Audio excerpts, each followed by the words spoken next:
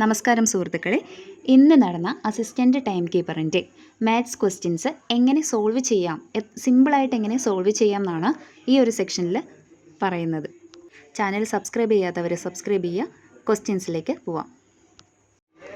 ഒരു ക്ലോക്കിലെ സമയം 5:20 ആകുമ്പോൾ മണിക്കൂർ സൂചിയും മിനിറ്റ് സൂചിയും തമ്മിലുള്ള കോണളവ് എത്ര?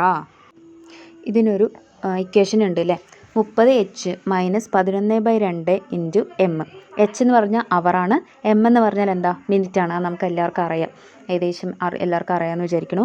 30 ഇൻറ്റു അവറായ 5 - 11/2 ഇൻറ്റു 20. 20 രണ്ടും കൊണ്ട് വെട്ടിക്കഴിഞ്ഞാൽ 10 കിട്ടും.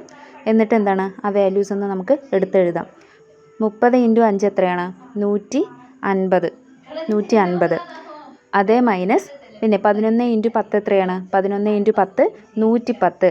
150 നിന്നും ഈ 110 നമുക്ക് മൈനസ് ചെയ്ത് കഴിഞ്ഞാൽ 40 എന്ന് കിട്ടും. അപ്പോൾ കോണളവ് എത്രയാണ്? 40 ഡിഗ്രി. എത്രയാണ്? 40 ഡിഗ്രി. അടുത്ത ക്വസ്റ്റ്യൻ നോക്കിയാലോ. ഒരു ത്രികോണത്തിൻ്റെ വശങ്ങൾ 3 സെൻറ്റിമീറ്റർ, 4 സെൻറ്റിമീറ്റർ, 5 സെൻറ്റിമീറ്റർ ആയാൽ ആ ത്രികോണത്തിൻ്റെ വിസ്തീർണം കാണുക എന്നുള്ളതാണ്. അപ്പോൾ എത്രയാണ്? അതിൻ്റെ വശങ്ങളുടെ നീളം എടുത്ത് എഴുതുക. 3 സെൻറ്റിമീറ്റർ, 4 സെൻറ്റിമീറ്റർ, 5 സെൻറ്റിമീറ്റർ ഇങ്ങനെയാണ് കൊടുത്തിരിക്കുന്നത്. അപ്പോൾ ഇത് ഏത് തരം ത്രികോണമാണെന്ന് നമുക്ക് കണ്ടുപിടിക്കാം. ഏത് ത്രികോണമാണ്? മട്ട ത്രികോണമാണ്. എങ്ങനെയാണ് അത് കണ്ടുപിടിക്കുക? 3 square plus 4 square equal to 5 square. അതായത് ഒരു ത്രികോണത്തിൻ്റെ 2 ചെറിയ വശങ്ങളുടെ സ്ക്വയറുകൾ കൂട്ടിയാൽ അതിൻ്റെ മൂന്നാമത്തെ വശത്തിൻ്റെ സ്ക്വയറിന് തുല്യമായിരിക്കും എന്നുള്ളതാണ് മട്ട ത്രികോണം കണ്ടുപിടിക്കാനുള്ള തിയറി. അപ്പോൾ ഇവിടെ ചെയ്ത് നോക്കിയേ. 3 square plus 4 square equal to 5 square. എത്രടി? 3 സ്ക്വയർ എന്ന് പറയുന്നത് 9, 4 സ്ക്വയർ 16 ഈക്വൽ ടു, അത് ചെയ്ത് കൂട്ടി നോക്കിയപ്പോൾ എത്ര? 25 കിട്ടി. അപ്പോൾ അതിൻ്റെ വിസ്തീർണം കണ്ടുപിടിക്കുക. എങ്ങനെയാണ് മട്ട ത്രികോണത്തിൻ്റെ വിസ്തീർണം കണ്ടുപിടിക്കേണ്ടത്? അര BH ആണ്. അതിലേക്ക് സബ്സ്റ്റിറ്റ്യൂട്ട് ചെയ്ത് കൊടുക്കുക. അര ഇൻറ്റു ബി എത്രയാണ്? 3 into H 4 equal to 3 into 2 6 centimetre. 6 സെൻറ്റിമീറ്ററാണ് ആൻസർ. മൂന്നാമത്തെ ക്വസ്റ്റ്യൻ എന്താ? പി എന്നത് പ്ലസും ക്യൂ എന്നത് മൈനസും ആർ എന്നത് ഇൻറ്റുവും എസ് എന്നത് ഹരിക്കലുമായാൽ 20p 32q 5r 10s2 എന്നത് എത്ര? സിമ്പിൾ ക്വസ്റ്റ്യൻസ് ആണ് അല്ലേ. അതെങ്ങനെയാണ് എടുത്ത് എഴുതാം? 20p 32q 5r 10s 2. ഇതിൻ്റെ ഈ പി ക്യു ആർ എസ് അതിൻ്റെയൊക്കെ താഴെ ഏതൊക്കെ ചിഹ്നങ്ങളാണോ വരുന്നത് അത് താഴെ എടുത്ത് എഴുതുക. അപ്പോൾ ഒരിക്കലും തെറ്റിപ്പോവില്ല. അപ്പോൾ പീൻ്റെ താഴെ പ്ലസ്, ക്യൂവിൻ്റെ താഴെ എന്താ? മൈനസ്, ആറിൻ്റെ താഴെ ഇൻറ്റു, എസിൻ്റെ താഴെ ഹരിക്കണം. ഇതെങ്ങനെ ചെയ്യേണ്ടത്? ബോർഡ് മാസ് പ്രകാരമാണ് ചെയ്യേണ്ടത്. ബോർഡ് മാസ് പ്രകാരം ആദ്യം ചെയ്യേണ്ടത് ഏതാണ്? ഇൻറ്റു ആണ് ചെയ്യേണ്ടത്. അപ്പോൾ 20 പ്ലസ് 32 മൈനസ് 5 ഇൻറ്റു 10 ഹരിക്കണം 2. 10 ഹരിക്കണം 2. അപ്പോൾ ആദ്യം ഗുണനം ചെയ്യണം. അപ്പോൾ ഗുണിക്കുമ്പോൾ എത്ര കിട്ടും? 50 കിട്ടും. 50 അത് കഴിഞ്ഞിട്ട് എന്താ? ഹരിക്കൽ. 50 ഹരിക്കണം 2 ഈക്വൽ ടു 25. നെക്സ്റ്റ് 20 പ്ലസ് 32 എത്രയാണ്? 20 പ്ലസ് 32 52 അല്ലേ. 52 നിന്നും 25 മൈനസ് ചെയ്ത് കഴിഞ്ഞാൽ എത്ര കിട്ടും? 27. എത്രയാണ്? 27. നമ്മുടെ ആൻസർ എത്രയാണ്? 27. ഓക്കെ, 27. നെക്സ്റ്റ് ക്വസ്റ്റ്യൻ എന്താ? നാലാമത്തെ. ഒരു ക്യൂവിൽ കേശു പിന്നിൽ നിന്ന് 10ാമതും മുന്നിൽ നിന്ന് 8ാമതും ആണെങ്കിൽ എത്ര പേർ ക്യൂവിലുണ്ട്? സിമ്പിൾ ക്വസ്റ്റ്യൻ ആണല്ലേ. ഒരാളെ കുറിച്ച് മാത്രമാണ് പറഞ്ഞിരിക്കുന്നത്. ഒരാൾ മുന്നിൽ നിന്ന് ഇത്രാമതും പിന്നിൽ നിന്ന് ഇത്രയും ആണെങ്കിൽ ക്യൂവിൽ എത്ര പേരുണ്ട്? സിമ്പിളായിട്ട് കണ്ടുപിടിക്കാനായിട്ട് പറ്റും. എന്താണ്? 2 വാല്യൂസും പിന്നിൽ നിന്ന് എത്രയാണോ മുന്നിൽ നിന്ന് എത്രയാണോ ആ 2 വാല്യൂസും കൂട്ടിയിട്ട് -1 ചെയ്ത് കഴിഞ്ഞാൽ നമുക്ക് ഉത്തരം കിട്ടും. അപ്പോൾ ഇവിടെ പിന്നിൽ നിന്ന് 10ാമത്, മുന്നിൽ നിന്ന് എത്രയാണ്? 8ാമതുമാണ്. അപ്പോൾ 10 + 8 എത്ര കിട്ടും? 18. ആ 18ൽ നിന്നും എന്ത് ചെയ്താൽ മതി? -1 ചെയ്താൽ മതി. 17. ഇതാണ് നമ്മുടെ ആൻസർ. ക്വസ്റ്റ്യൻ പേപ്പറിൽ ഓപ്ഷൻ ബി ആണ് ഉത്തരം 17 വന്നിരിക്കുന്നത്. ഇനി 3/5 into 5/4 into 7/3 divided by 21/3 into 25/2 വില കാണുക എന്നുള്ളതാണ്. ഇത്തരം ക്വസ്റ്റ്യൻസ് വരുമ്പോൾ തന്നെ എന്താണ്, വെട്ടി ചെറുതാക്കി ഉത്തരത്തിലേക്ക് എത്താനുള്ള ക്വസ്റ്റ്യൻസ് ആണിത്. അല്ലാതെ ഈ 25/3 അങ്ങനെയുള്ള ആ ക്വസ്റ്റ്യൻസൊക്കെ ചെയ്യുമ്പോൾ തന്നെ നമുക്ക് ആ വാല്യൂ കിട്ടി നമ്മൾ ആ ഒരു ബബിൾ ചെയ്യുമ്പോഴേക്കും എക്സാമൊക്കെ കഴിയും അല്ലേ. അപ്പോൾ എന്ത് ചെയ്യണം? വാല്യൂസൊക്കെ ഞാനിപ്പോൾ അവിടെ എഴുതി എടുത്തിട്ടുണ്ട്. അപ്പോൾ 3/5 ഇൻറ്റു 5/4 ഇൻറ്റു 7/3 താഴെ അതേപോലെയുള്ള വാല്യൂസൊക്കെ എഴുതിയെടുത്തു. അപ്പോൾ ഈ 21/3 ഉണ്ടല്ലോ, ഈ 21-ന് നമുക്ക് എന്ത് ചെയ്യാനായിട്ട് പറ്റും?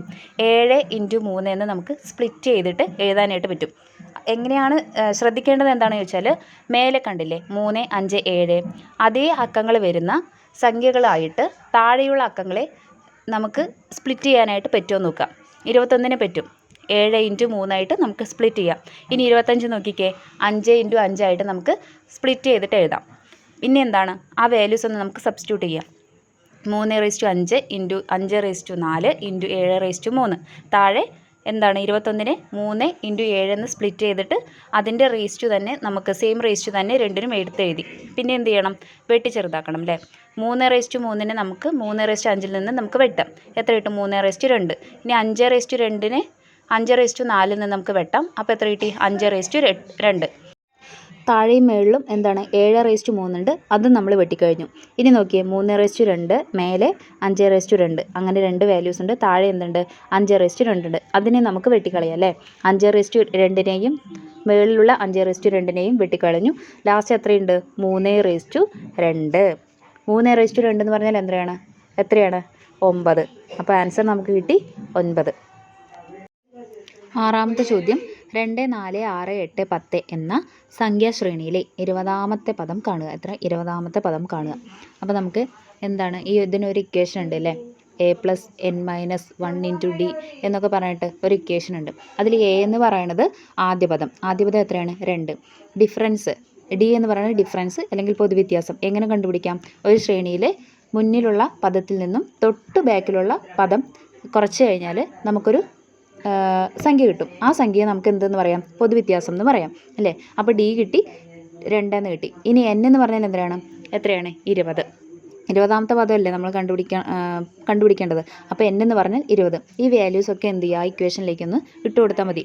ഇനി 2 ബ്രാക്കറ്റിൻ്റെ ഉള്ളിൽ 20 - 1 ഇൻറ്റു 2 അല്ലേ. ബ്രാക്കറ്റിൻ്റെ വെളിയിൽ ഒരു ചിഹ്നം ഇല്ലാണ്ട് ഒരു സംഖ്യ ഇട്ട് കഴിഞ്ഞാൽ അതെന്താണ്? ഇൻറ്റു ആയിട്ടാണ് കണക്കാക്കുക. അപ്പോൾ 2 + 20 - 2 എന്ന് പറഞ്ഞാൽ എന്താ?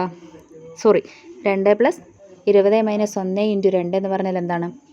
ബോർഡ് മാസ് പ്രകാരം അത് ചെയ്യേണ്ടതാണ് അല്ലേ. അപ്പോൾ 20-ൽ നിന്ന് 1 കുറച്ചാൽ 19 കിട്ടി. അപ്പോൾ 2 + 19 ഇൻറ്റു 2 കിട്ടി. അപ്പോൾ ബോർഡ് മാസ് പ്രകാരം മൾട്ടിപ്ലിക്കേഷൻ ഫസ്റ്റ് ചെയ്യണം. എത്ര കിട്ടി? 19 ഇൻറ്റു 2 38. 38-ൻ്റെ കൂടെ 2 കൂട്ടി എത്ര കിട്ടി? 40. Answer option A 40. ഏഴാമത്തെ ചോദ്യം എന്താണ്? ഏഴാമത്തെ ചോദ്യം ക്യാൻസലായി. എത്ര ചെയ്തിട്ടും കിട്ടിയില്ല, അത് ക്യാൻസൽ ആവാനാണ് സാധ്യത. ഇനി 8-ാമത്തെ ചോദ്യം നോക്കാം. 16 1/4% പകുതിയുടെ ദശാംശ രൂപം എഴുതുക അല്ലേ. 16 1/4% ദശാംശ രൂപം എഴുതുക. അപ്പോൾ ഈ 1/4 എന്ന് പറയുമ്പോൾ നമുക്ക് എത്ര എന്ന് കിട്ടും? 25 എന്ന് കിട്ടും അല്ലേ. 25 1/4 എന്ന് പറഞ്ഞാൽ എന്താണ്? 25. 1/2 പറഞ്ഞാൽ എന്താണ്? 20 അല്ലേ. അപ്പോൾ 1/4 25 ആണെങ്കിൽ നമുക്ക് എങ്ങനെ എഴുതാം അതിനെ? 16.25 നമുക്ക് എഴുതാം. ഈ 16.25ൻ്റെ പകുതി കണ്ടുപിടിച്ചാൽ നമുക്ക് പകുതി കണ്ടുപിടിക്കാം അല്ലേ. എത്രയാണ്? 16.25-നെ 2 കൊണ്ട് ഹരിച്ചാൽ എത്ര കിട്ടും? 8.125 എന്ന് കിട്ടും. ഇതിൻ്റെ ദശാംശ രൂപം നമുക്ക് കണ്ടുപിടിച്ചാൽ മതി. എങ്ങനെ? ഇതിൻ്റെ ദശാംശ രൂപം കണ്ടുപിടിക്കാൻ വേണ്ടിയിട്ട് നമുക്ക് /100 ചെയ്താൽ മതി. 100 എന്ന് പറയുമ്പോൾ എത്രയാണ്? 2 പൂജ്യം അല്ലേ. അപ്പോൾ 2 ഭാഗം ഇങ്ങോട്ടാക്കിയിട്ട് ഇട്ടാൽ മതി. അപ്പോൾ എത്ര കിട്ടി? 0.08. ഓൾറെഡി ഇവിടെ ഒരു സ്ഥാനം ഉണ്ട് അല്ലേ. ഈ സ്ഥാനം ഇങ്ങോട്ട് നീക്കിയിടാം. 2 സ്ഥാനമാണ് നമുക്ക് ഇപ്പുറത്തേക്ക് നീക്കിയിടേണ്ടത്. അപ്പോൾ എന്താണ്? ഓൾറെഡി ഇവിടെ 8 എന്നുള്ളൊരു സ്ഥാനമുണ്ട്. ഇനി ഒരു സ്ഥാനം ആഡ് ചെയ്യാൻ വേണ്ടിയിട്ട് നമുക്ക് 0 ഇടാം ഇല്ലേ. അപ്പോൾ 0.08125. ഓപ്ഷൻ ബി ആണ് ഉത്തരം. 9-ാമത്തെ ചോദ്യം അല്ലേ. 3 മീറ്ററിൻ്റെ എത്ര ശതമാനമാണ് 90 സെൻറ്റിമീറ്റർ? സിമ്പിൾ ക്വസ്റ്റ്യൻ ആണ്. 3 മീറ്ററിൻ്റെ എത്ര ശതമാനമാണ് 90 സെൻറ്റിമീറ്റർ? അപ്പോൾ 1 മീറ്റർ പറഞ്ഞാൽ എത്രയാണ്? 100 സെൻറ്റിമീറ്റർ. അങ്ങനെയാണെങ്കിൽ 3 മീറ്റർ പറഞ്ഞാൽ എത്രയാണ്?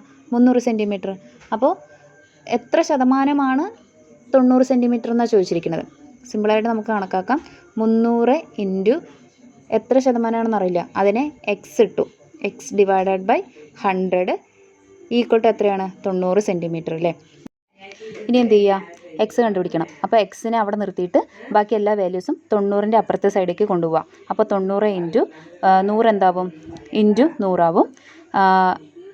പിന്നെ 300 എന്താവും, ഹരിക്കണം 300 മാറും. എന്നിട്ട് എന്താണ്, എല്ലാ പൂജ്യങ്ങളും വെട്ടിച്ചെറുതാക്കുമ്പോൾ ബാക്കി 90/3 ഉണ്ട്. 3 90-ൽ എത്ര പ്രാവശ്യം പോവും? 30 പ്രാവശ്യം പോവും. 90-ൽ 30 പ്രാവശ്യം പോവും. അപ്പോൾ നമ്മുടെ ആൻസർ എത്രയാണ്? x = 30. എത്ര ശതമാനമാണ്? 300-ൻ്റെ എത്ര ശതമാനമാണ്? അല്ലെങ്കിൽ 3 മീറ്ററിൻ്റെ എത്ര ശതമാനമാണ് 90 സെൻറ്റിമീറ്റർ? 30 സെൻറ്റിമീറ്റർ. Option B. നമ്മുടെ ലാസ്റ്റ് ക്വസ്റ്റ്യൻ ആണ്. 2 അർദ്ധഗോളങ്ങളുടെ ആരങ്ങൾ തമ്മിലുള്ള അനുപാതം 3:4 ആണെങ്കിൽ അവയുടെ വക്രതല വിസ്തീർണ്ണങ്ങൾ തമ്മിലുള്ള അനുപാതം എത്രയാണെന്നാണ് ചോദിച്ചിരിക്കുന്നത്. അപ്പോൾ 2 അർദ്ധഗോളങ്ങളെ നമുക്ക് എ എന്നും ബി എന്നുമായിട്ട് എടുക്കാം. എ എന്നും ബി ആയിട്ട് എടുക്കാം. അതിൻ്റെ ആരങ്ങളെ എന്താണ്, R1 എന്നും ബിയുടെ എന്താണ്, R2 എന്നും എടുക്കാം. അപ്പോൾ എ എന്ന അർദ്ധഗോളത്തിൻ്റെ R1 എന്നും ബി എന്ന അർദ്ധഗോളത്തിൻ്റെ R2 എന്നും എടുക്കാം. അതെത്രയാണ്? 3:4 എന്ന അംശബന്ധത്തിലാണ്. അപ്പോൾ ഒരു അർദ്ധഗോളത്തിൻ്റെ വക്രതല വിസ്തീർണം എങ്ങനെയാണ് കണ്ടുപിടിക്കുക? 2πr². ഓക്കെ. അപ്പോൾ നമ്മളത് എടുത്തെഴുതാണ്. 2πr² 1 എന്നും 2πr² 2 എന്നും നമ്മൾ എഴുതി കഴിഞ്ഞു. നോക്കിക്കേ, 2 ഭാഗത്തും 2π എന്താണ്, കോമൺ ആണ്. അത് നമ്മൾ വെട്ടിക്കഴിഞ്ഞു. ബാക്കി എന്തുണ്ട്? R1² ഉണ്ട്, R2² ഉണ്ട്. അതെത്രയാണ്? R1² എത്രയാണെന്ന് ഓൾറെഡി നമുക്ക് കിട്ടിയിട്ടുണ്ട്, 3² അല്ലേ. R2² എത്രയാണ്? 4². അപ്പോൾ 3² എത്രയാണ്? 9:4² 16. ആൻസർ കിട്ടിക്കഴിഞ്ഞു. 9:16 നമ്മുടെ ആൻസർ. Option B 9:16. അപ്പോൾ ഫ്രണ്ട്സ്, നമ്മുടെ 10 ചോദ്യങ്ങളും നമ്മൾ സോൾവ് ചെയ്തിട്ടുണ്ട്. ഇനി 60 ദിവസത്തിൻ്റെ BFO സ്റ്റഡി പ്ലാനുമായിട്ട് നമുക്ക് വീണ്ടും കാണാം കേട്ടോ.